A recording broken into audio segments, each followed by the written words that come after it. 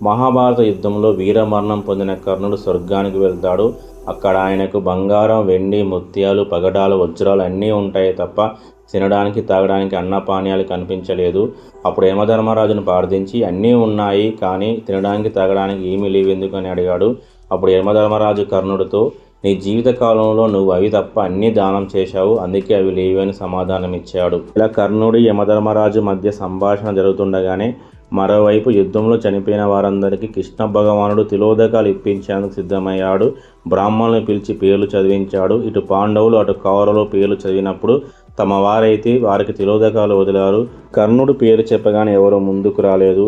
అప్పుడు అక్కడే ఉన్న కుంతిదేవి ఏడుస్తూ కర్ణుడు తన కుమారుడేనన్న నిజం చెప్పింది.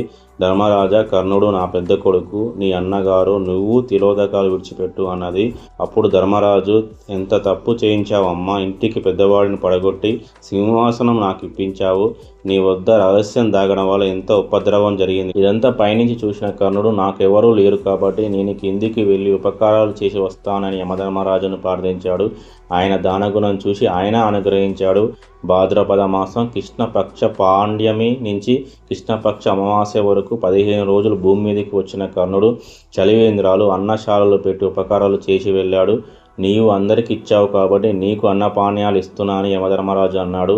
అప్పుడు కర్ణుడు, ఇలా ఉపకారాలు చేయకుండా వెళ్ళిపోయిన వాడిని నేనే కాదు, చాలామంది ఉన్నారు. శరీరాన్ని విడిచిపెట్టిన తర్వాత కూడా ఈ భూమండలం మీదకి వచ్చి నేను ఏ ఉపకారమైతే చేశానో అలా 15 రోజులలో ఏ తిథి నాడు ఏ బంధువులు శరీరాన్ని విడిచిపెట్టారో వాళ్ళ పేర్లు చెప్పి కొడుకులు, మనవళ్ళు, మునిమనవలు దానం చేస్తే అందుకు తగిన ప్రతిఫలం వారి పితృదేవతల ఖాతాలో పడేటట్లు అనుగ్రహించాడని కోరాడు. అందుకు యమధర్మరాజు అంగీకరించి తదాస్తు అన్నాడు. తల్లి, తండ్రి, పెదనాన్న, బాబాయ్, ముత్తాత చనిపోయిన తిథి తెలియకపోతే మహాలయ అమావాస్య నాడు శ్రాద్ధ కర్మ చేయొచ్చు. మన పూర్వీకుల పేరును స్మరించి ఆ రోజు స్వయం పాకం ద్రవ్యం కనీసం ఉదాకదారిని విడిచిపెడితే ఆ ప్రతిఫలం వారికి చేరుతుందని శాస్త్రం చెబుతుంది. మహానుభావుడైన కర్ణుడి వలన ఈ లోకాన్ని వీడిపోయిన వారికి ఉపకారం చేయగలిగే అదృష్టం, అవకాశం 2 దొరికాయి మనకి. స్వర్గస్థులైన వారు ఏ మాసం ఏ తిథిలో చనిపోయారో అదే మాసం అదే తిథి నందు శ్రాద్ధ కర్మల్ని ఏటా నిర్వర్తించాలి. అలా చేయలేని వారు భాద్రపద మాసంలోని కృష్ణపక్షంలో వారి తిథి రోజున చేయవచ్చు. ఏ తిథి నందు మరణించారో తెలియని వారు మహాలయ పక్షంలోని అమావాస్య రోజున శ్రాద్ధ కర్మలు ఆచరిస్తే వారికి సంవత్సరమంతా శ్రాద్ధం పెట్టిన పుణ్యం దక్కుతుంది. 100 యజ్ఞాలు చేసిన దానికన్నా పితృదేవతలకు తర్పణాలు అందించడం ఎంతో ముఖ్యమని మన మహర్షులు తెలియజేశారు. గతించిన తల్లిదండ్రులకు, ఇతరులకు తర్పణాలు, పిండ ప్రదానాలు, దాన ధర్మాలను ఏటా వారి వర్ధంతి రోజున కానీ, మహాలయ పక్షంలో కానీ, మహాలయ అమావాస్య రోజు కానీ చేయడం అత్యంత ముఖ్యమని పేర్కొన్నారు. ఈ సంవత్సరం సెప్టెంబర్ 21 ఆదివారం రోజున మహాలయ అమావాస్య వచ్చింది.